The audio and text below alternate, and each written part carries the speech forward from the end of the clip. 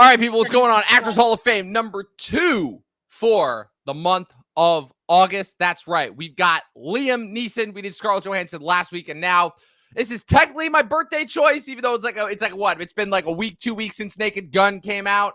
But yeah, we're doing Liam Neeson. We're my second year, my second birthday choice in a row. We did who did we do last year? We did Matt Damon for my birthday choice last year.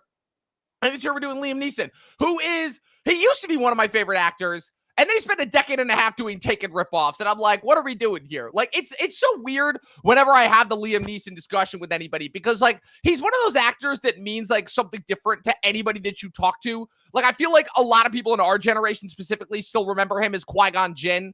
And like there was a lot of like big franchise roles that he was doing around that time. Like he was doing the Narnia movies. He was Ra's al Ghul in Batman Begins.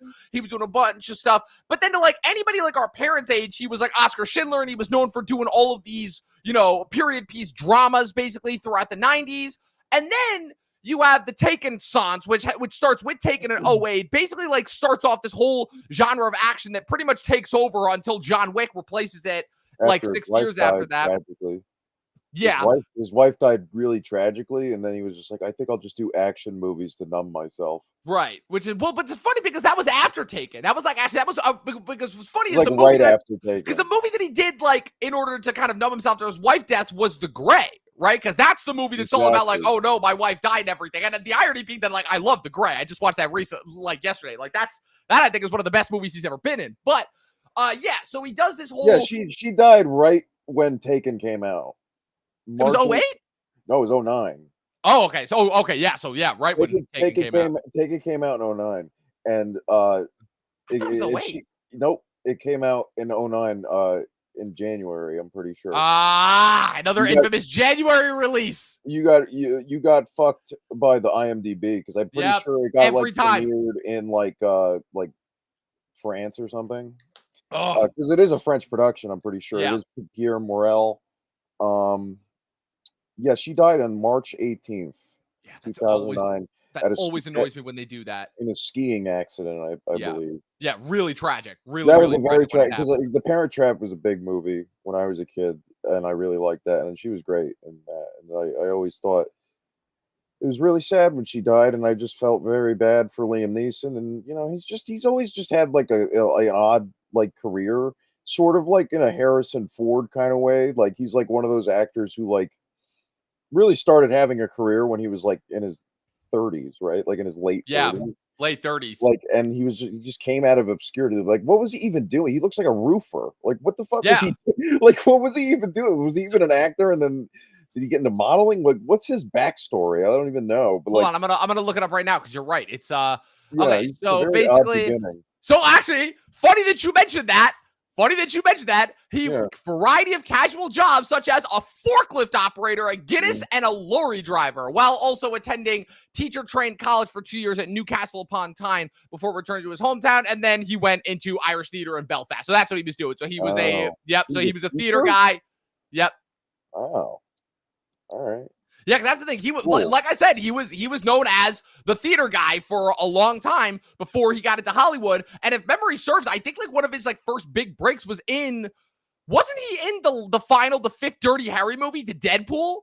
I'm pretty sure he was in that. I think that was like his first like big break. He might have been in like a couple things throughout that. Look at his credits real quick. Like what were like his breakthrough roles? Okay, so like eventually getting him, the offer to do Schindler's List. Okay, like, so in the 80s, he has Excalibur, The Bounty, Lamb, The Innocent, The Delta Force, The Mission, Duet for One, Suspect, A Prayer for the Dying, Satisfaction, High Spirits, The Deadpool, the Dirty Harry one, The Good Mother, and Next of Kin. And then you have Darkman in 1990, and that's sort of where things start going. And that's where he starts to be a leading man in Darkman. Yes. And he was those are all pretty much like supporting character roles. Like in the Delta Force, that's like a Chuck Norris movie, right? Yeah, and he's only he's like an uncredited extra in that, I think. Okay, and he's like the opposing attorney in like Suspect, I think, opposite Dennis Quaid and Cher. Right. And just not that. Yeah, Excalibur is one, and then The Mission was like a Palme d'Or winner.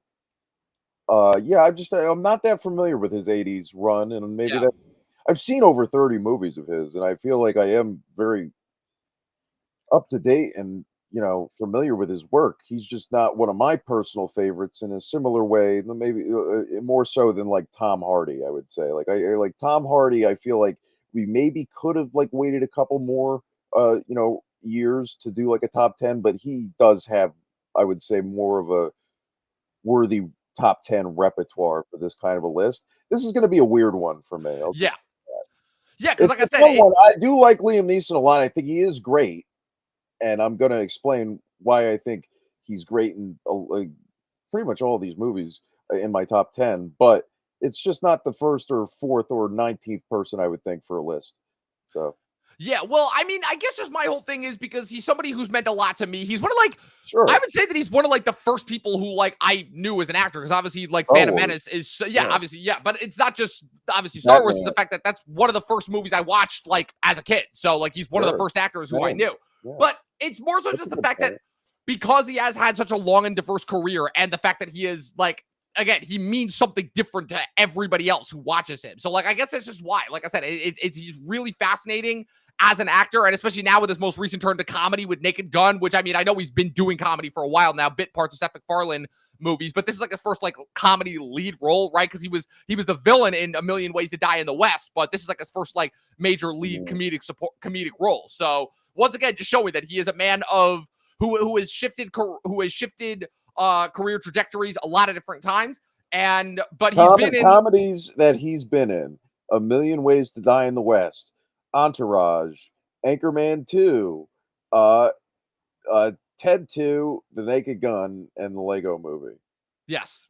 Two of those are in this top 10 list, by the way. I should preface with that. Ooh, Yeah. So there you go. But yeah, like I said, it's similarity. that he's been in some of my most important and favorite movies. So yeah, he's an actor who means a lot to me. And it really, really made me tragic whenever my grandma was like, "Oh, did you see this Liam Neeson movie?" I'm like, "Oh, the latest Ticket ripoff?" No, I did not watch it because those types of movies do not interest me with him. I don't know. Like I just my whole thing with it is that those Taken sequels are so bad, like so bad. I mean, I didn't really like the first one that much, which I just watched recently, but those Taken sequels are so bad that they kind of turned me off to me wanting to watch like It's any one of other the action movies goofiest with him in it. franchises ever. Like that's not a franchise I followed up with after the first movie, because that's stupid. Why Yeah. would she's getting taken again? No. Really? Remember the thing is the sequel. They almost take the daughter, but then they take the wife instead. Yeah, like another person's And then taken. the And then third the one, it's third just like one, it's a complete. The third one, they kill his wife, and it's like a CIA cover up or something like that. I yeah, didn't watch the third one, but and the nice looking like innocent guy, right? Like the husband from the first movie of Famke Janssen, he ends up being like the bad guy, oh, right? Xander Berkeley. Oh, they bring him back. No, I think it's played by Leland Orser in the third movie. Leland Orser was the dude who was his friend in the first one, who like the dude who was helping him with comms. Xander Berkeley was the I'm dude. trying to think who played the dad. Like, oh, it was Xander It Berkeley, was Xander Berkeley, but yeah. was it in the third one though? Like I heard it was the I'm checking dad. now. I'm checking now. Directed by Olivier Megaton. One of like the most generic Ugh, French names. It's so bad. that's the Uh, Colombiana guy. okay, so you're gonna laugh at this. You're gonna laugh at this. So Yeah, it is Stewart is the bad guy, but they that's what I recast him. thought. It's not Okay. Xander Berkeley, but do you know who they recast him with? Oh, Do Gray Scott. Gray Scott, Yeah. Mission Impossible 2 bad guy. Ew. Oh man. Oh, that's incredible. That's He was incredible. supposed to play Wolverine. Wolverine, yes. Luke and I Yikes. talked about that in our Mission Impossible 2 review before YouTube took it down because we Um, used too much footage. Imagine that alternate reality. Oh man, thank God that didn't happen. But yeah, Liam Neeson, I like his action movies, to varying degrees, depending on the filmmaker he works with. So yeah, we're gonna start it off now, right? Yep. Uh, some honorable mentions. He's worked with so many cool directors: Scorsese, the Coen brothers, Woody Allen, Christopher Nolan, Sam Raimi. Yeah, Husbands and Wives, The A Team. Cold Pursuit's kind of mid, and it's kind of a remake of a Swedish movie with Stellan Skarsgård, and it's a totally confused film. Nonstop is pretty fun. That's one of the better Jean Claude Serra movies. Batman Begins, Darkman, and his role as the sheriff in the Steve Martin comedy Leap of Faith. Uh, Going into my number 10, Ted 2. All right. Call it a Little cheat, cameo in that. but it's a great bit. And it's a good comedy sequel. It's an underrated comedy sequel, honestly. And it's rewatchable. He has one of the best bits in the movie, and it's a great post-credit scene. One of the best post-credit scenes in a comedy sequel I could think of, for sure. Oh, I don't think I saw the post-credit scene when I watched it in theaters. Yeah, the tricks of forget. And then he brings back the box, and he looks like he just got the shit kicked out of him. Oh man, I missed that. Yeah, no, Yeah, that it's was great. that was a great bet. But yeah, it just that was like kind of like I guess the introduction to well, this is how he got into Seth MacFarlane's good graces with A Million Ways to Die in the West, and I guess he just agreed to do a cameo the year later because they're friends. But yeah, Ted 2 is the reason why we have Naked Gun. And, It's true. I'm happy about that. Yep, it's true. Speaking of Naked Gun, that is my number 10. Wow. Look, this movie is not breaking the wheel for sure. And in terms of measuring up to the original, my biggest thing with this in its comparison to the original is the fact that it was able to pay such good loving homage while also still being its own thing. Like, it wasn't trying to remake the first one because, like, also it's like, how are you going to remake The Naked Gun in general? It's a comedy classic. But what I like is they replicated like the style and the structure of it for like 21st century, if that makes sense. And having somebody like Liam Neeson in this part, it feels like a direct fuck you to the last like decade and a half of taking ripoffs that he did. So it was a nice, refreshing change of pace for him, and also knowing the fact that he was able to like finally find love for the first time since his wife died with Pamela Anderson, who is also great in this, is just really refreshing and heartbreak and what's it called? It just makes you feel better. But the jokes and the gags in this are so good, and he is so perfect for this because he is just like really, really good at maintaining a straight face throughout all the silliness in this movie, because this movie is absurd. Like, this movie almost takes it to a new level in terms of the absurdity. Like, the shit with the snowman, the opening fight in the bank is so much sillier than the trailers made it seem. The freaking, like, when he takes the bite of the gun and spits it out and knocks the dude out. For me, the thing that had me laughing hard, was when he's going into and hacking into Danny Houston's office, and he gets the fucking ads for the muscle supplements, and it's like gorilla nuts and muscle slime. Like, I was crying laughing during that. And yeah, it was just talk about maintaining a straight face during something absolutely goofy and silly and absurd. And he understands the assignment, and he does it really well. So it was between this and Taken, and I'm like, yeah, okay, Taken technically is more important, but like, I like The Naked Gun. I don't really, outside of the action bits in that movie, which are awesome, Taken kind of sucks, which is why it kind of kills me that like that movie became as big as it was and inspired like an entire decade of shitty generic ripoff material. So yeah, Naked Gun, number 10. Okay, my number 9 is The Gray, Joe Carnahan.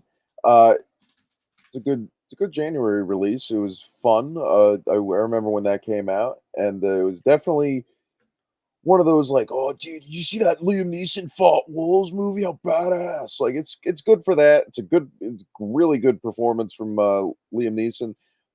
One of the first movies I saw Frank Grillo in, definitely, and Dermot Mulroney's good in this. Dallas Roberts, James Badge Dale is a pretty good cast, and Joe Carnahan, one of the most underrated directors out there. So, yeah, the Gray is badass as shit and definitely memorable. But not like one of my favorite like action movies of Liam Neeson. Like the top.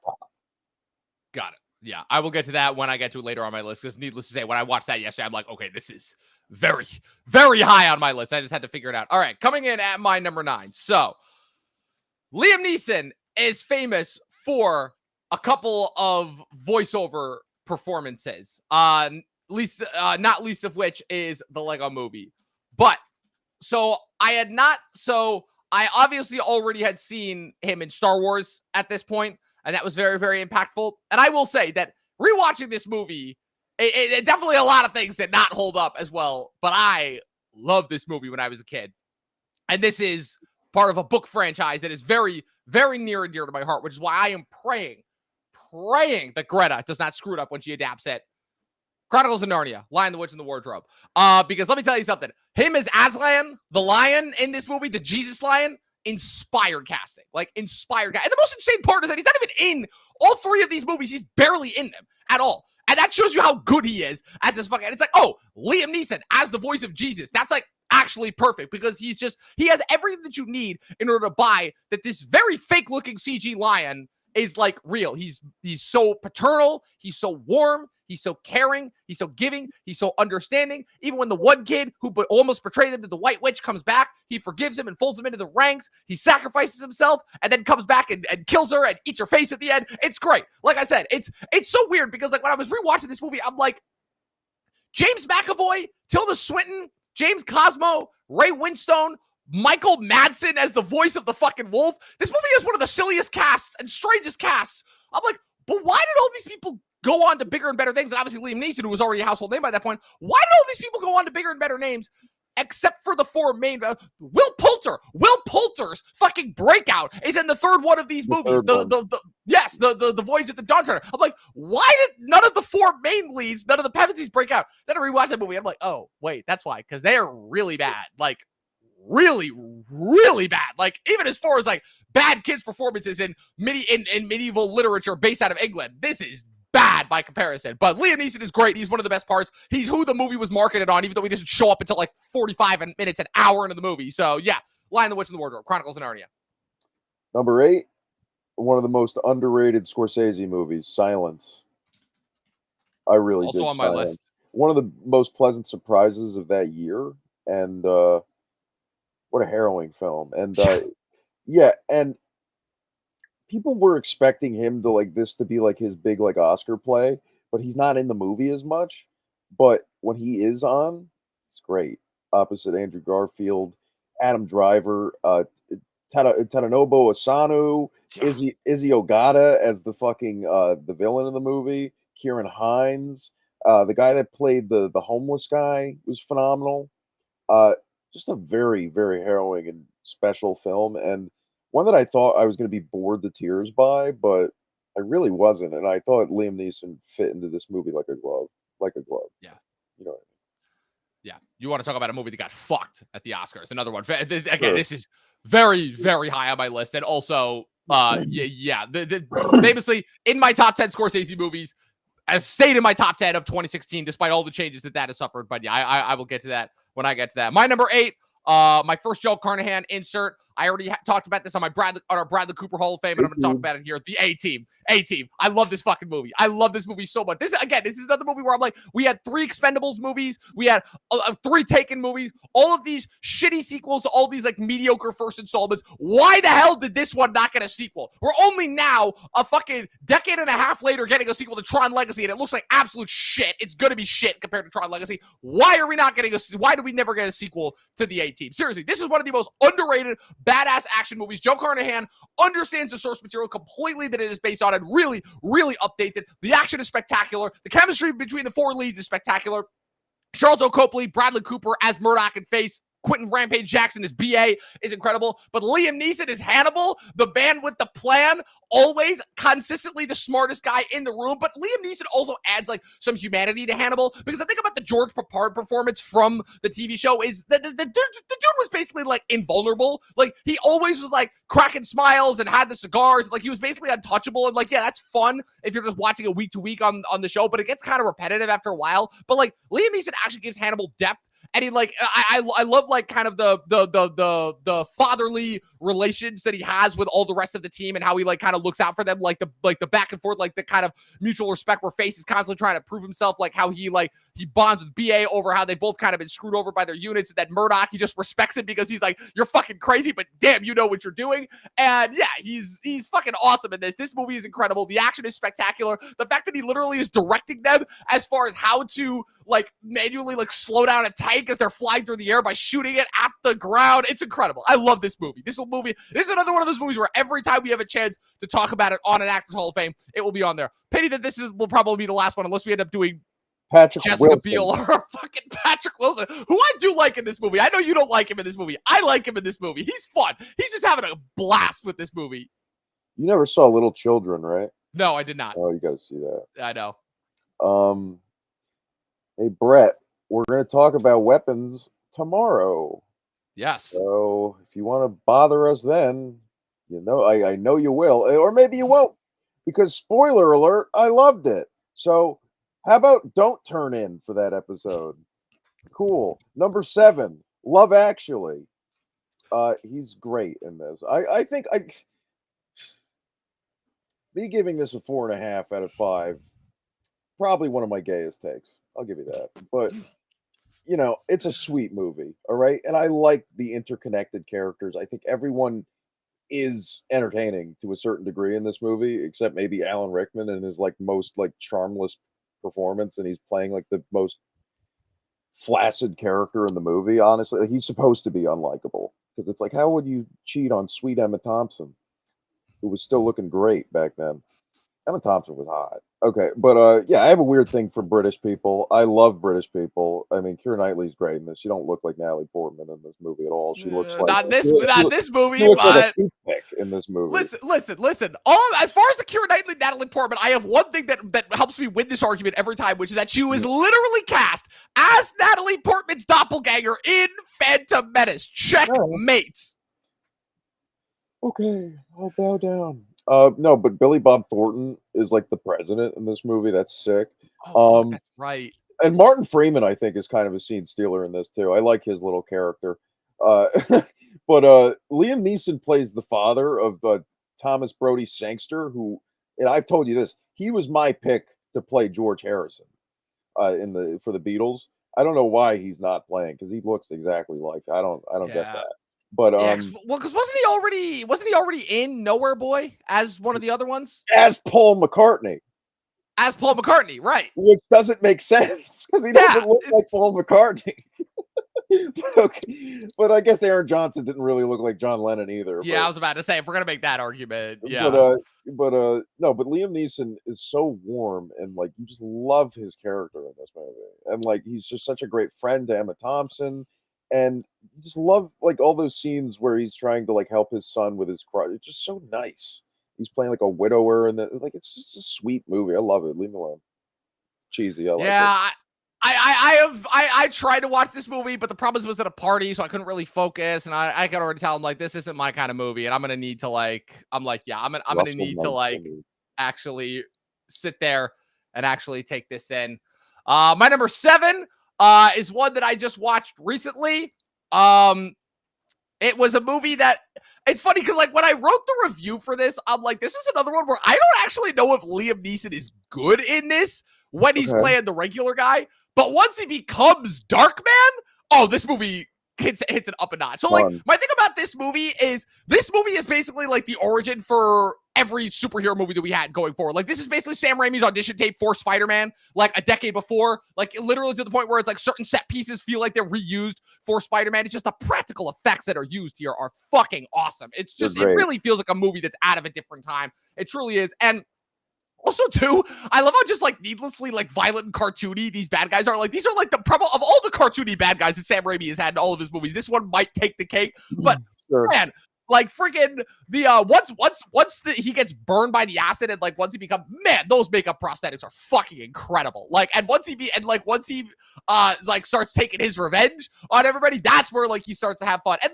the irony being that I don't actually know how much of the voice that he does for Darkman is his voice, considering that Bruce Campbell and a bunch of other people were doing ADR for that part. So the irony being, I don't actually know how much of this performance I can actually credit because the parts where he's still the real guy, Peyton Westlake, I'm oh, why is this not Matthew Modine? This should have been Matthew Modine. He's way too old. He's way too awkward. The accent really sticks out like a sore thumb. He's abnormally tall. Was it supposed to be Matthew Modine? I don't know, but it's that's all who I was. No, I'm just saying that's all who I was seeing. That's a good, yeah. It is, but literally, I saw that. I'm the first thing I saw as soon as you see him on screen, because he doesn't come on screen for the first 10 minutes of the movie, because the first 10 minutes just the bad guys killing the one other cartoony gangster at the docks. And fucking when the one bad guy takes off the prosthetic leg and starts shooting up the other guys, I'm this is gonna be silly. But then it gets really violent, and it has one of the all-time great fucking action set piece endings with the helicopter thing, and then them hanging on top of the roof, and then the end bit where he puts on the mask and he's Bruce Campbell. I'm oh, that's fun. I like that. But yeah, Darkman, lots of fun. Really had a blast with this movie. All right, now we're getting into the good Liam Neeson action movies. A Walk Among the Tombstones, number 6. I knew you were going to have this one on there. Directed by Scott Frank. You see this? I have not seen this, no. You'd like this. Yeah. I This do. one and Yeah. Run All Night, I believe, are the two that you always said were actually good. Mhm. This one's incredibly shot. I mean, the story itself isn't like that much to write home about, but it's very well made, and it's one of definitely, obviously, one of his better, more complex characters and performances. But we get great little performances from Dan Stevens, David Harbour, Boyd Holbrook. So Boyd Holbrook and Ooh. Dan Stevens in the same movie, Ooh.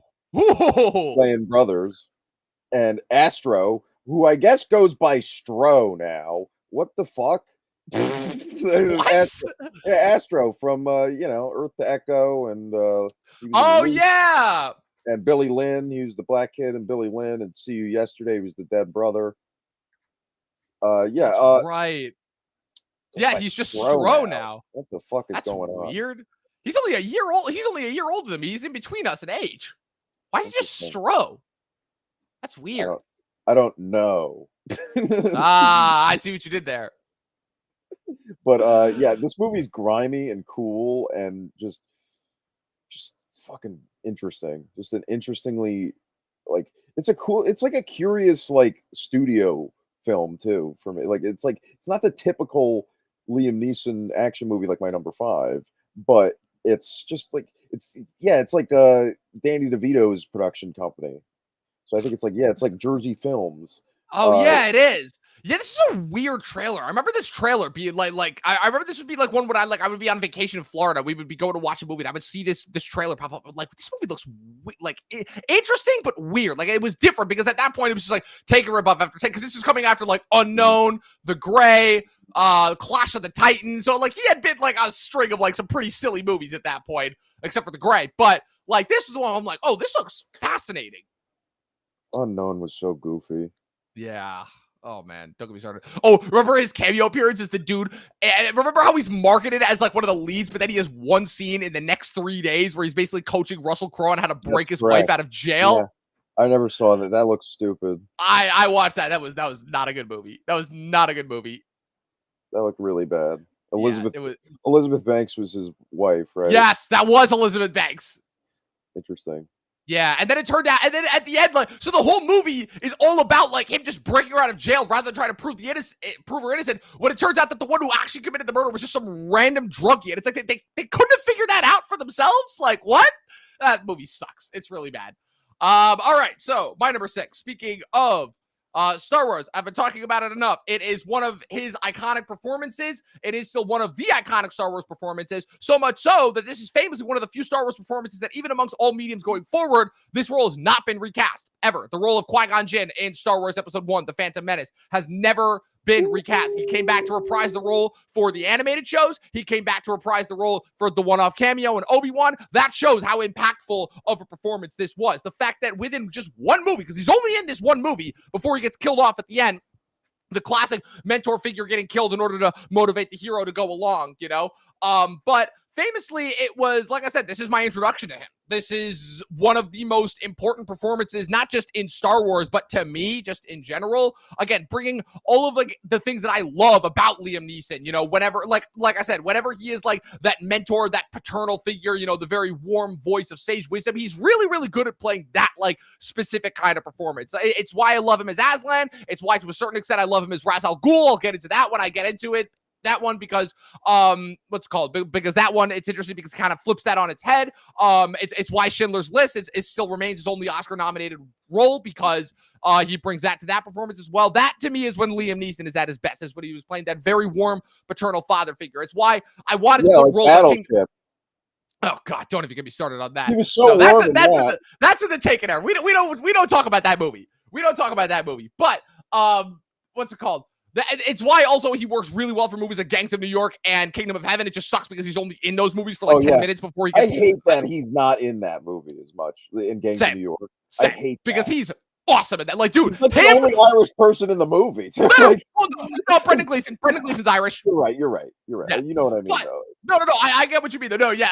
But I've told you I think I Gangs of New York many, many times. I think I voiced it on this podcast as well. No, you love that movie. I think it's fine.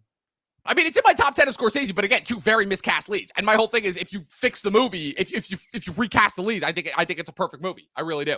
I think that's one of Scorsese's more overlooked movies, if you will. The irony being that it got a ton of Oscar nominations, but that kind of almost worked against its favor because the movie was nominated for picture and director. Do you love the U2 songs in it? It's not bad. It's not bad. It's not bad. All right, you done with Star Wars? But yeah, Phantom Menace has to be in there. I love how I didn't barely talk about it, but I'm like, I don't need to. It's Phantom Menace. Everybody who's seen this knows about this. Well, that actually is my number 7. Have you not been paying attention? Okay. Anyway, number 5. I know what it is. I skipped a portion of a segment that I usually do in these episodes. So real quick, my least favorite Liam Neeson performance, even though I wouldn't call this a fucking terrible performance, Widows.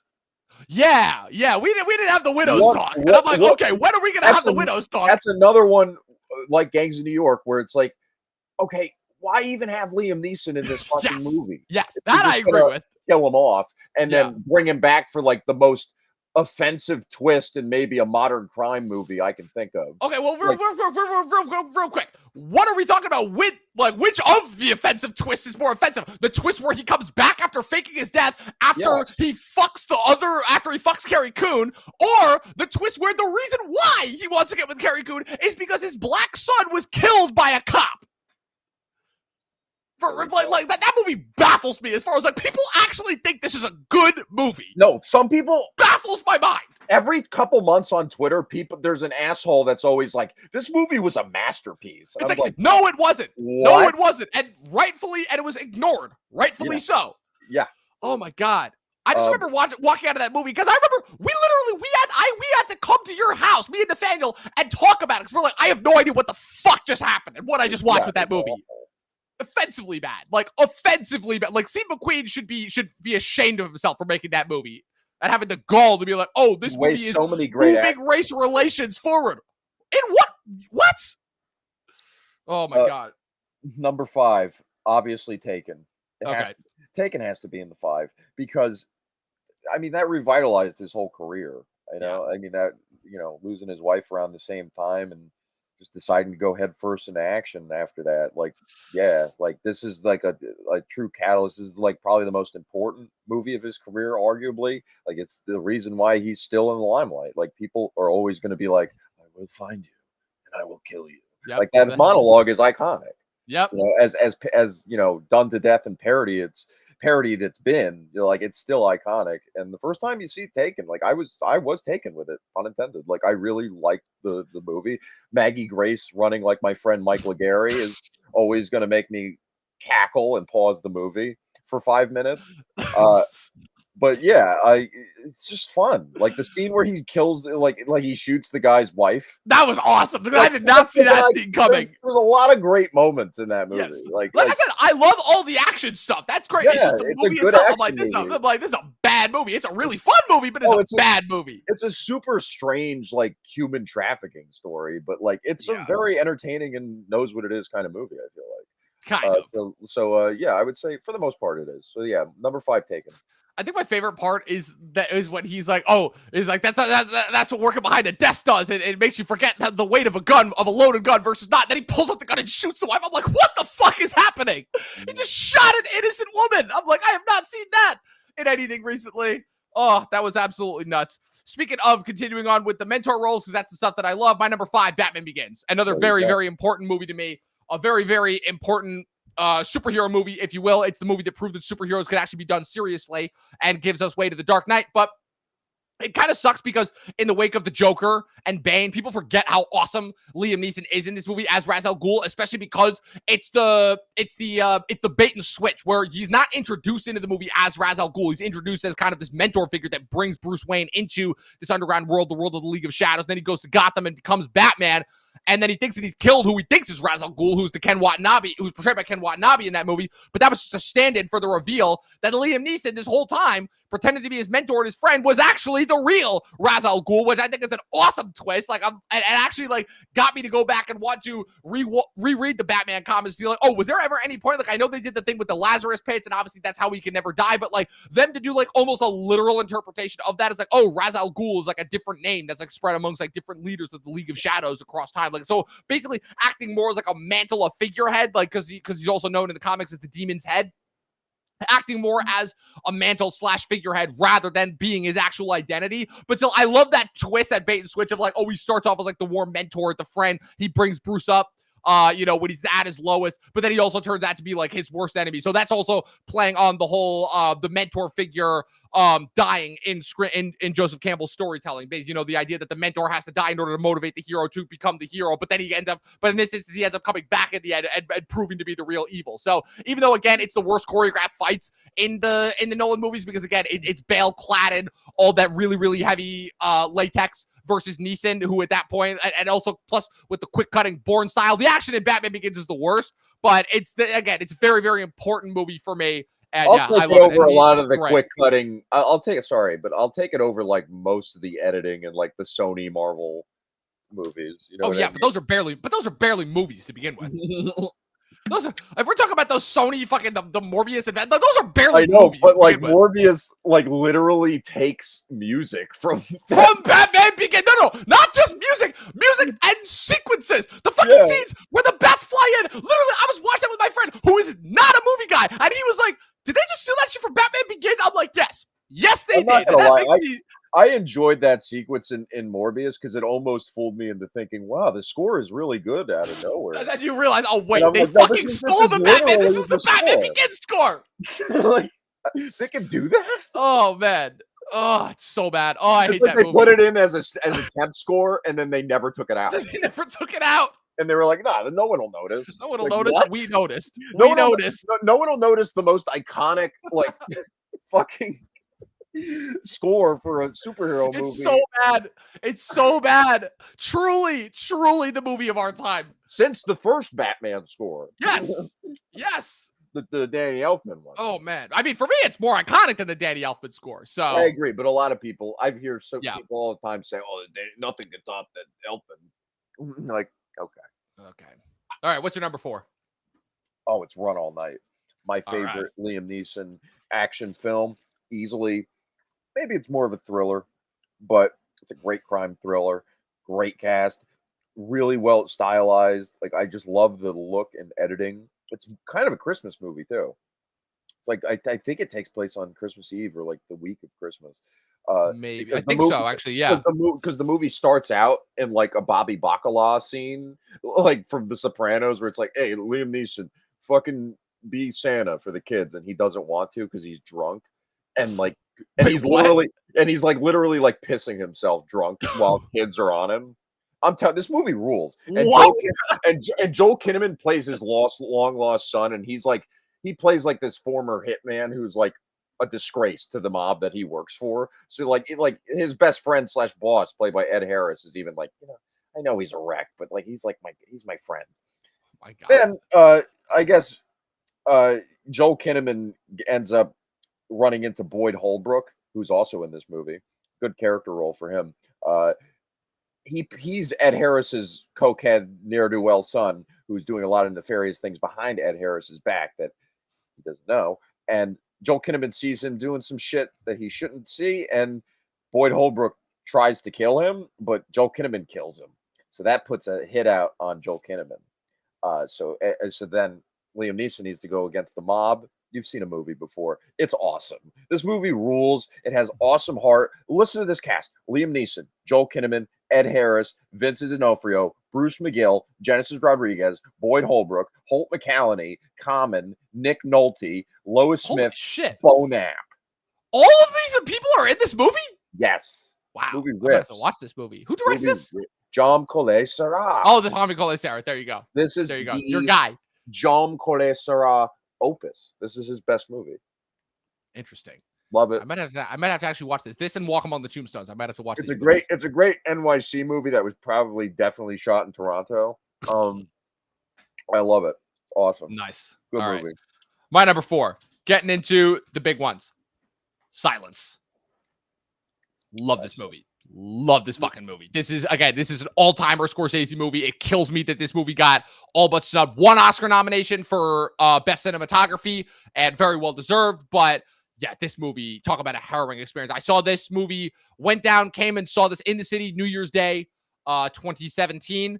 And wow, this movie was so good. I'm like, this is automatically in my top 10. Like, just one of those movies that I consistently think back to in terms of like in terms of like movies that I'm like, okay, I think I'm an adult now. Like, because like I have to be like an adult in order for this movie to have the effect on me that it's having. Just those absolutely harrowing sequences of the bodies getting pummeled by the waves, and the fact that he just keeps the camera on there. I don't even want to think about how long they were shooting that movie for. And Right. again, the fact that the movie, it's one of those movies that tells you that it's one thing where it's like, oh, they're going to Japan to rescue their mentor, you know, but like it's all, but that's just the precursor to get you into the movie before you spend 3 hours in this like completely alien world that you're like, you know, the idea of the beginning of the influx of Christianity into, at that point, feudal Japan, with the show Shogun would then continue to explore. I don't remember which country they're coming. They're coming from Portugal, right? They're Portuguese or no? Or the Spanish. They are. Yeah, they I are think Portuguese. they are. Okay, they are Portuguese. Yeah, okay, Portuguese, so yeah. so they're there to rescue their mentor and also to spread Christianity there, and just the absolute kind of battle of will that comes from it. Because that's the thing. This is ultimately a battle of will. Like, yeah, there's absolutely harrowing torture sequences in here, but the fact that the shogunate is so willing to utilize like the torturing and killing of innocents in order to attempt to make Andrew Garfield have his fall from grace. And again, the fact that Liam Neeson is barely in this movie, but as soon as he comes in, you're just like, oh, this is just the power. He is just like this vacuum that the movie revolves around, the centerpiece, and he is so crucially important too. As far as like showing how like, yeah, you can continue to live your life in this way, but understand that there are drawbacks that come with it. So like this movie is ultimately all about like consequences of your actions. And yeah, I'm still thinking about this movie to this day. Like I think about this movie at least once a day, every day. That may be a little bit of a lie, but like every time I do, every time I do think back to it. But yeah, all the time. Yeah, Silence. It's awesome. Do we have this one in common? We do. The Lego Movie. Oh yeah, we got this one in common. Number 3. Yeah, not a number 3. I have a one spot higher. I have a one spot higher, dude. I love him in this fucking movie. He might be the most inspired casting in this movie, and this is a movie full of inspired casting. I love him in this. Like, talk about range. This is really the movie where I was like, wow, Liam Neeson's fucking funny. He's like hilarious in this movie. Yes. Like, he just, the way that he gets to like play like all like different sides of that character, and it works, and it's not too goofy. It's insane how much like attention he didn't get for this movie. It's weird. Like, it's such a really strong, one of my favorite voice performances of that year, easily. So yeah, I don't know why it's not talked about enough in his filmography and just overall for like his best performances, because like he is hilarious in this as the cop. Yeah, hysterical. As good cop, bad cop. Yes. It's so good.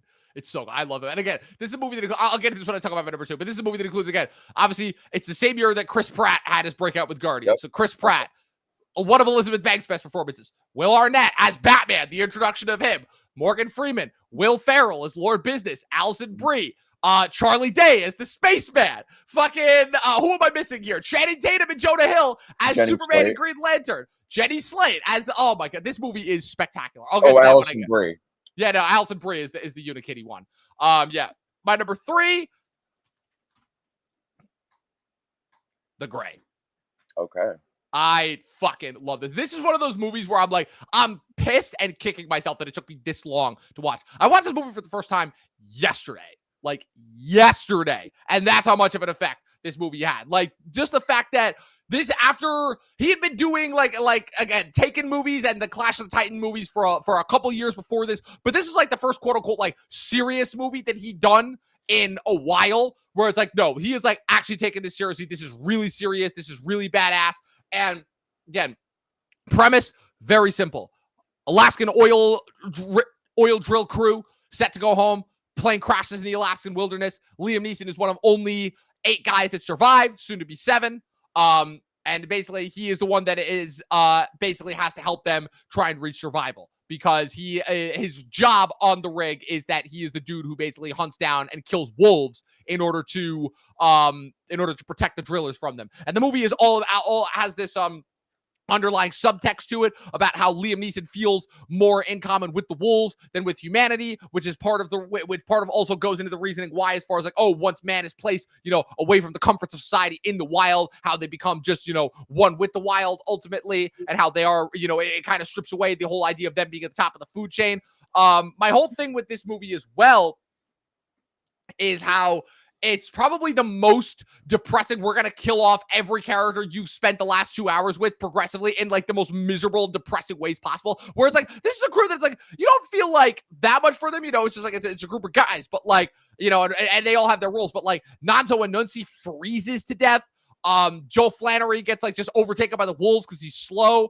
Dallas Roberts dies in probably the saddest way, where he falls into the river and gets his foot stuck between a rock and his head is stuck just below the surface of the water to where he can't breathe and drowns. Dermot Mulroney fucking falls off a tree and injures himself and has a hallucination of his daughter right before he gets eaten by the wolves and dragged away. Like, this movie is fucking brutal. One of the most cynical movies I've ever seen. But man, it is so badass. It is so badass and so awesome because it is literally just all about like just man having to survive against the elements. It shows how nature does not give a fuck. It is one of the most unharrowing, unflinching forces there is that nothing can beat. That nothing can beat. And the ending scene where he realizes he's been lured into the wolves' den, and he's like, fuck it. If I'm going to go out, I'm going to go out swinging. And he straps the knife and the bottles and he charges at the alpha. Cut to black. Incredible movie. Incredible movie. Number 3. Schindler's List. Number 2. Okay. Ooh. Very good movie. Does it need to be as long as it is? Nope. But it's a fantastically filmed film and terrific performances. Liam Neeson just anchors this thing for sure. Ray Fiennes in one of the most haunting villainous performances of all time. Ben Kingsley and Beth Davids. Good cast. Liam Neeson is heartbreaking in this. I mean, it's definitely not one of the most rewatchable movies ever. No, not at all. But it's definitely deserves a spot on this list, and I think he deserved his recognition that he got from the Academy for this performance. And what else can you say? I'm not a Jew. I can't talk about this movie as well as they could. Probably Steven Spielberg made this from his heart. So yeah, excuse me, and thank you, Steven Spielberg. Yeah. My number 2. The Lego movie. Lego movie. He's awesome in this. He's awesome. Like, never in a million years did I expect that for a silly kids Lego movie, like the first arguable, like, kind of new form of animation that we got in a while, because we'd had the CG animated Disney and Pixar. Pixar had obviously been a thing for a while. Disney had recently moved from hand-drawn into CG animated. Leica was right on the cusp of breaking out, so we had that as well. But this was like kind of the first like kind of new animation style that we'd had, like with the whole Legos being the next step in like stop motion animation. And for a while, these movies like had a little bit of a run before, the Lego movie. But that's the thing too. They kind of just went away. Like what like Lego Ninjago and Lego Movie 2 just didn't do that well in theaters, right? That had to be it, because and now they're making like Pharrell had well no. Yeah, like now Pharrell wanted a Lego movie made about him, and I think there's another one coming out. Now they're like just straight kids movies again. But there was a while where these movies like had a little bit of an impact. And again, for a movie that again, Chris Pratt, Elizabeth Banks, Will Arnett as Batman, Morgan Freeman as Vitruvius, whatever the weird wizard lord that he did. Will Ferrell as the bad guy Lord Business, for already an inspired and creative movie to begin with. That's already parodying all the different pop culture icons that we love. Did I expect Liam Neeson as the good cop, bad cop, which is a stupid gimmick to begin with? The whole thing of it's like, oh, he just switches his face, and it's like, oh, that's funny, it's cute.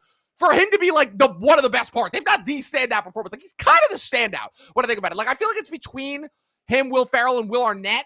But the more I think about it, as more time goes on, and especially with the relationship that I know that he's developed with the Lonely Island as well, seeing that obviously, and Seth MacFarlane, with Ted 2, and then obviously how that paid off with Naked Gun this year. But this is kind of where it all starts, because this is the same year he does A Million Ways to Die in the West. So this is kind of the beginning of his relationship with these guys.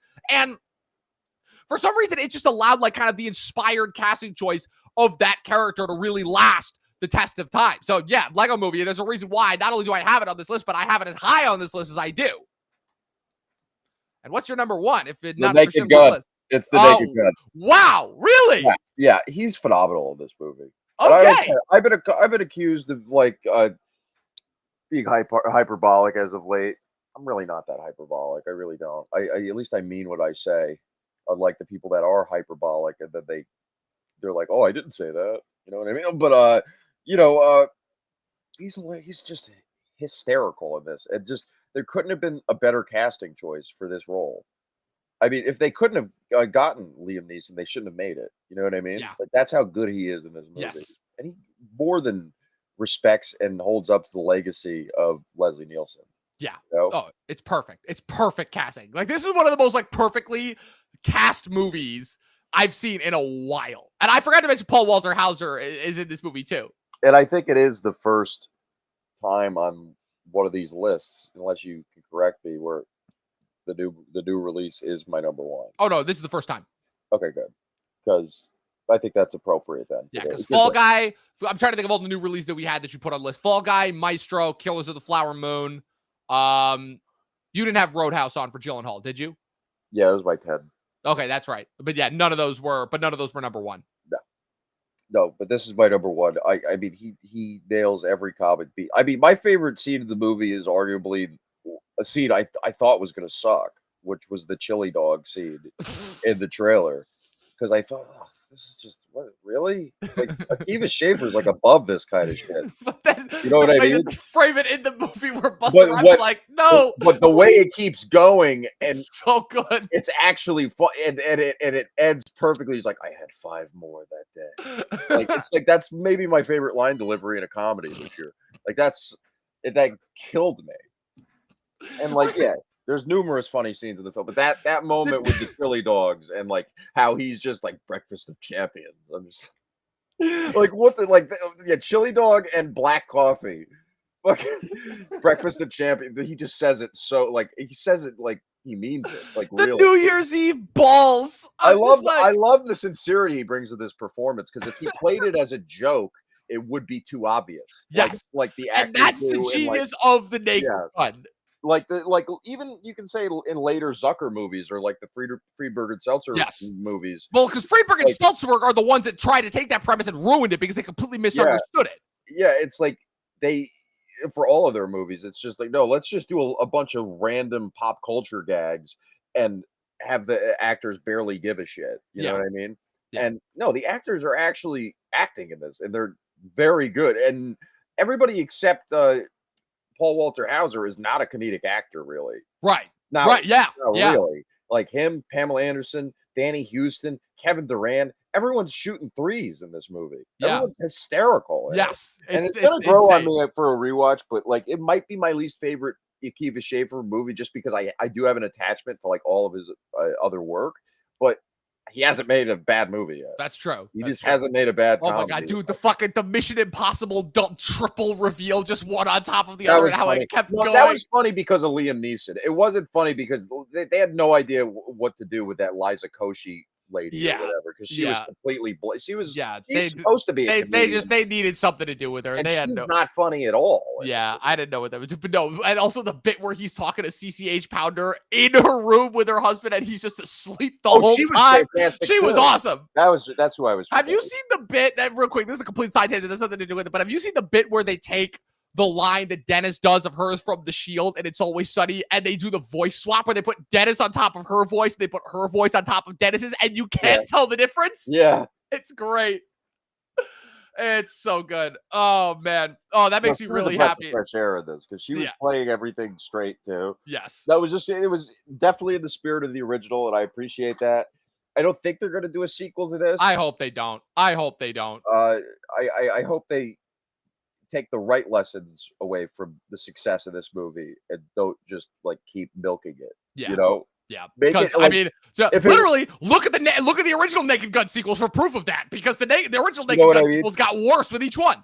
And I don't mean take another property and make another goofy comedy in the vein of this. No, make comedies regular again. Well, Not just satire, parody, crazy absurdist movies like this. Make old school, The Hangover, Wedding Crashers. Make movies like that again. Tropic Thunder. Make movies like that again. yeah. I I want agree. them. Well, You you got the Charlize Jonah Hill comedy coming out next year. You've got the No, Monica it's Kristen Wiig. Kristen Wiig. That's right. I'm sorry. You've got the Kristen Wiig Jonah Hill comedy next year. You've got the Monica Barbaro and Callum Turner in Will Gluck's next movie that's coming. That's more of a like a rom-com. That kind of annoys Yeah, that me. sounds People like, hilarious. yeah, really good. I still haven't seen Anyone But You, by the way. But yeah, fingers crossed. We Will might. Gluck hasn't made a funny movie since Friends with Benefits. Oh, that's right. Friends with Benefits was him too. Also, I still haven't seen that. Let's call Will it. Gluck is a schmuck.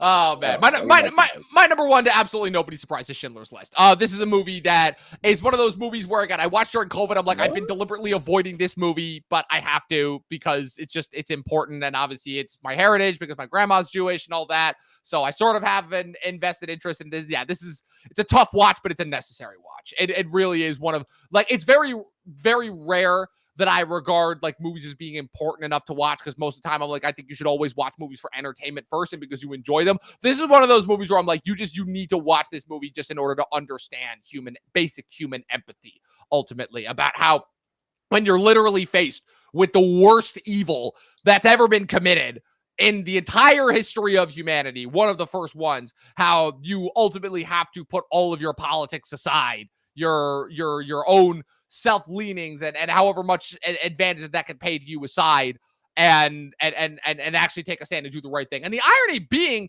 that Neeson's character in this is not a good guy. He's ultimately just another dude who's trying to get rich off of having basically a free slave labor That's what force. I wanted to ask you about. Like, how accurate was the characterization, or did they really like make him more sympathetic than he really was? So to my understanding, and obviously again, it's a movie, so there's going to be a compressed amount of time, but I don't know if the real Oscar Schindler was ever made aware of just what he did. Like, obviously, yes, there are going to be certain parts in the movie that are going to be over dramatized, like the revelation that he has at the end, like I could have done more, that whole thing. And then Ben Kingsley's like, listen, you look around. You saved all of us. Like that definitely, like I said, right? Like that doesn't feel like a moment that happened. You can tell like which moments are like, the Spielberg schmaltzy moments versus the moments that are like actual genuine. Like for me, what happened to him anyway? Like, did he ever get prosecuted or anything? I don't know. Did he die? When did he die? So all right, so let's look this up now. Okay, so Oscar Schindler famously by July 1944, Germany was losing the war. The SS began closing down all the concentration camps. Many were murdered. Schindler convinced Goethe to allow him to move his factory to Bohemia and Moravia, thus sparing his workers from certain death. Using names provided by the Jewish. Okay, so he continued to bribe SS officials to prevent his workers' execution until the end of the Second World War in Europe, by which time he spent his entire fortune on bribes and black market purchases. So he moved to West Germany after the war, where he was supported financially by Jewish relief organizations. After receiving a partial reimbursement for his wartime expenses, he moved with his wife, Emile, to Argentina. Ironic, where they took up farming. Not good. Then they went where a lot of the other ones went that's where a lot of the Nazis ended up too. That's where fake Al Pacino went. Yeah. And then they went bankrupt. Hitler's alive on that show. Oh my god, insane. Fucking insane. And also, remember how I guessed the twist of that show when I haven't watched a single episode? I was so mad at you. I was like, dude, I watched this whole thing, and and you couldn't figure it out, right?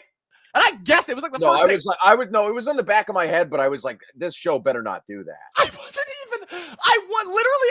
even trying. Like, I wasn't even thinking. I'm like, what's the laziest thing the show could do? I literally did it. I'm like, oh my God, Al Pacino's a Nazi. And you were like, how the fuck did you guess that? I'm like, I don't know. Like, I was like, you read that somewhere. I'm like, no, I didn't. I swear. And then I looked it up and Googled it. I'm like, wait, did I really just guess that? Like, what? Oh man, that's insane. That show was lame. It didn't look good. It didn't get canceled. It got like one more season, then it got canceled. Pretty good, right? And then it fell apart. Yeah.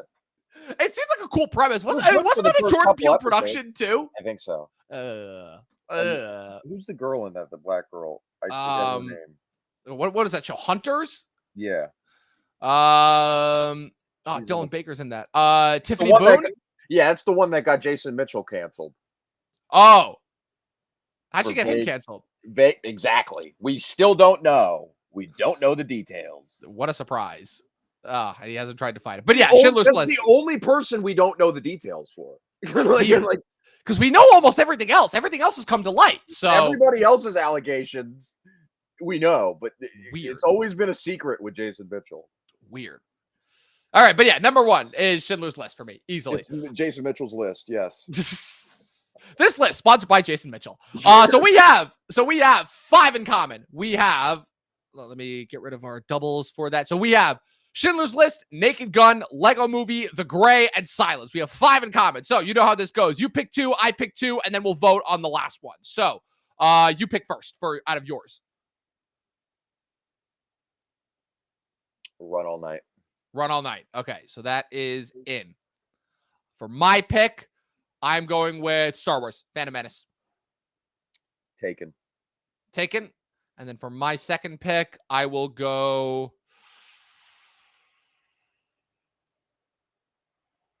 Ooh, Batman, Darkman.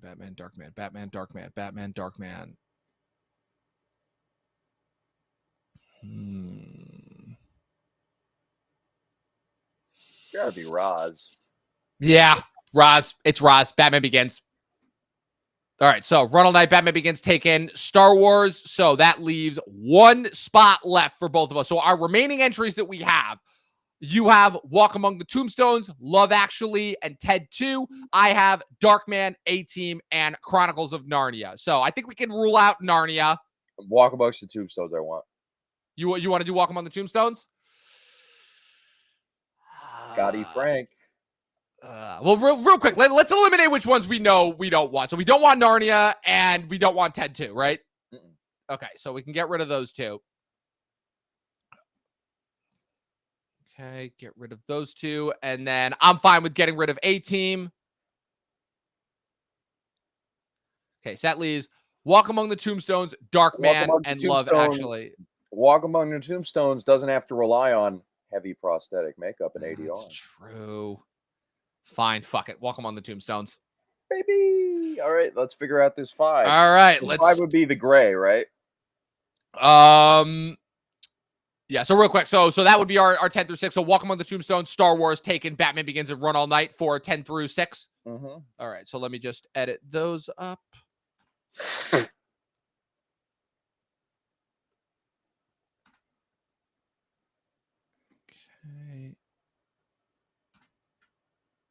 8. And The Gray. 7, and then Run All Night at 6. All right, so I say Schindler's at 1 and then Naked Gun at 2. Fine. Lego Movie 3. Lego Movie 3, because we both had that relatively high. And that leaves The Gray and Silence for 4 and 5. So what do we want to go where? Silence 4, Gray 5. All right, that works.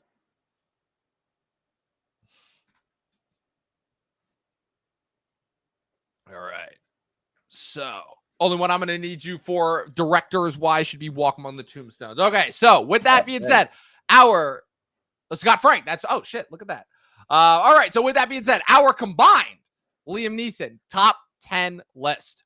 Number 10, A Walk Among the Tombstones, directed by Scott Frank.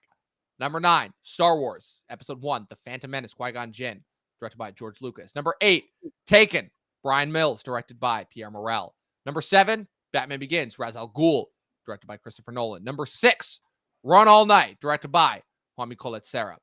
Number 5, The Gray, John Otway, directed by Joe Carnahan.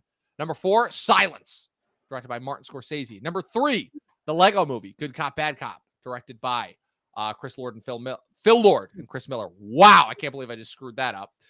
Number 2, The Naked Gun, Frank Drebin Jr., directed by Akiva Schaffer. And number 1, Oscar Schindler, Schindler's List, Steven Spielberg. All right. That is definitely one of our more batshit and unique top 10s. I kind of enjoy that, though. That was fun. That was a lot of fun. Like I said, I always know where to bring them for the birthday choice. Oh, too bad we didn't have Next of Kin. Never seen it. Never seen it. I completely even forgot that was a thing. That guy what even is that movie about? That guy, I don't know. It's Patrick Swayze, I think. I think it's Oh yeah, I remember that one. I remember that one now. It's the one where it's like Appalachia or something. It's like a cop and he has to like investigate a murder, and then like the woman he has to bring her to his hometown, something like that. This asshole just looked at Liam Neeson's filmography and just did this with his finger and then landed on one random movie and was like, "Well, you didn't have Next of Kin?" Oh man, Never end, never a dull moment. All right, so this is going to be our last Actors Hall of Fame for a while until we're going to come back with who are we doing in September, Dustin, for Paul Thomas Anderson. Sean Penn, and you better be ready. I will do my best, man. I got a lot of his movies. I got a lot of his movies to catch up on. I was looking up, and I'm like, oh man, I was already having a tough time catching up on Adam Sandler. I got like 20 Sean Penn movies to watch in September. I'm literally just gonna be watching a Sean Penn movie every night. Haven't seen it. Haven't seen it. Haven't seen Carlito's Way. Haven't seen Casualties of War. Haven't seen what are some of the other? Haven't seen Mystic River. Haven't seen Milk. Haven't seen 21 Grams. Haven't seen fucking Sweet and Lowdown. I haven't seen any of the iconic Sean Penn movies, like at all. So this is gonna be a journey for me, to say the least. Oh man. All right. Where can the good people follow you on the interwebs? They follow me on Mr. G Movie Reviews, YouTube, Dustin Mason on Letterboxd.